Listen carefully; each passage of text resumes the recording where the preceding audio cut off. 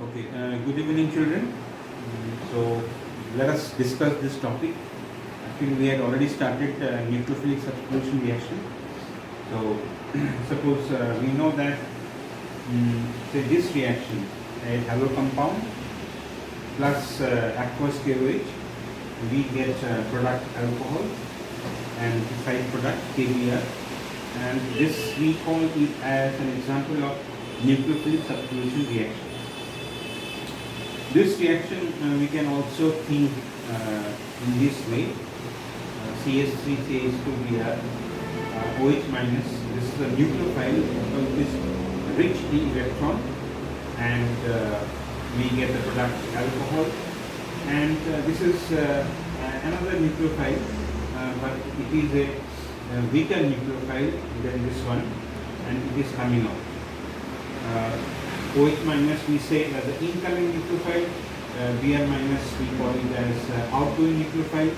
This outgoing nucleophile is also known as leaving group. Now it has been said that why this happens, because in case of halo compound, carbon halogen bond, it is a polar covalent bond, because X is more electronegative. It carries delta minus and it carries delta plus, slightly positive charge. So that this slight positive charge on carbon encourages this nucleophile, which is nucleus seeking, which is positive charge seeking, to come and hit the carbon. So it comes and hits the carbon atom, and simultaneously, this bond breaks. This bond breaks. It breaks by not homolytic, it breaks by heterolytic fission. And that is the reason why nucleophilic substitution reaction will be very common with halo compounds. Now, suppose we can write down this order for nucleophilic substitution reaction, like Ri will be reacting stronger than RBr. RBr will be reacting stronger than RCl. Then it will be reacting with RF. So, with a particular nucleophile, the order of reactivity will be iodo will be greater than bromo, then greater than chloro, and greater than fluoro. Why it will happen? Because iodine has greater size than bromine, bromine has greater size than chlorine, and so on. So this bond out of all these will be most easily broken, and after that it will be this one, after that this one, and so on.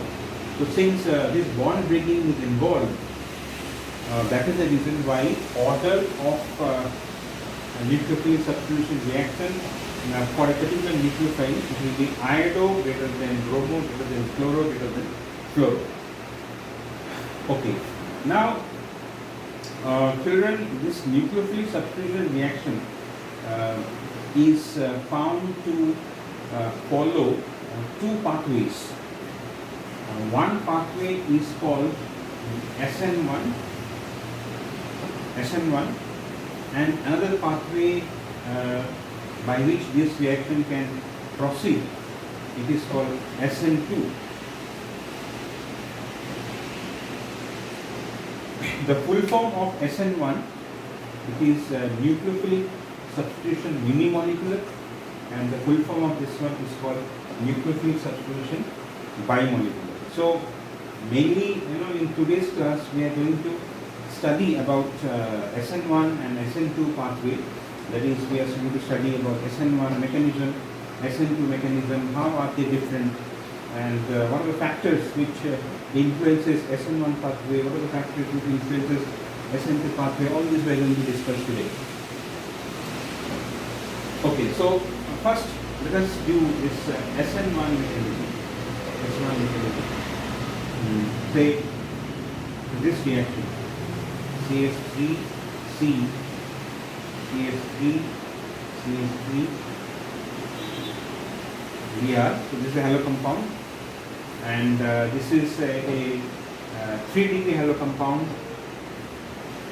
Okay, we are taking a 3-degree halo compound. Why it is 3-degree or tertiary? Because the carbon which is attached to halogen, we have to see this carbon is linked to another 3 carbon, 1, 2, 3.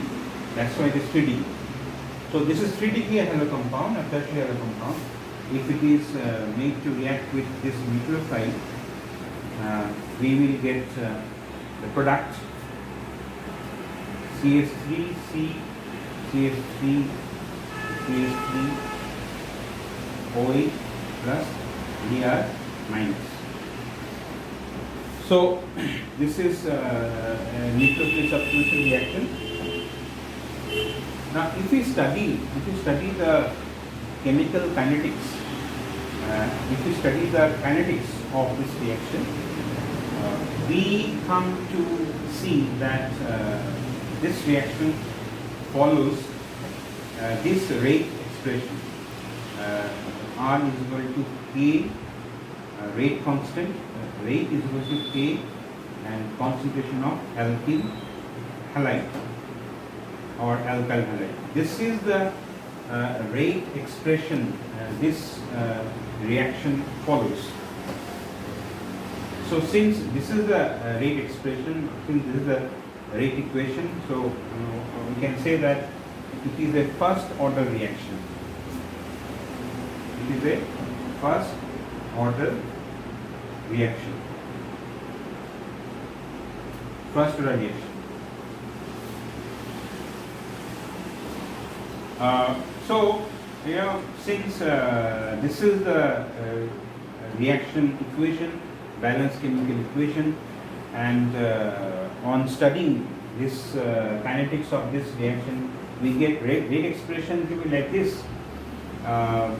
That is, rate is depending only on concentration of alkyl halide. Rate is not depending on the concentration of nucleophile.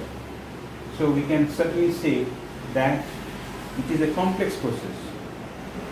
It is a complex process, and we know from chemical kinetics, a complex process has a mechanism. What I mean to say that this reaction doesn't take place actually in one step like this. It has a mechanism, it has a certain pathway that we are going to write now. So what is the mechanism of this reaction? We'll see that this reaction takes place in 2 steps. So what is the first step here?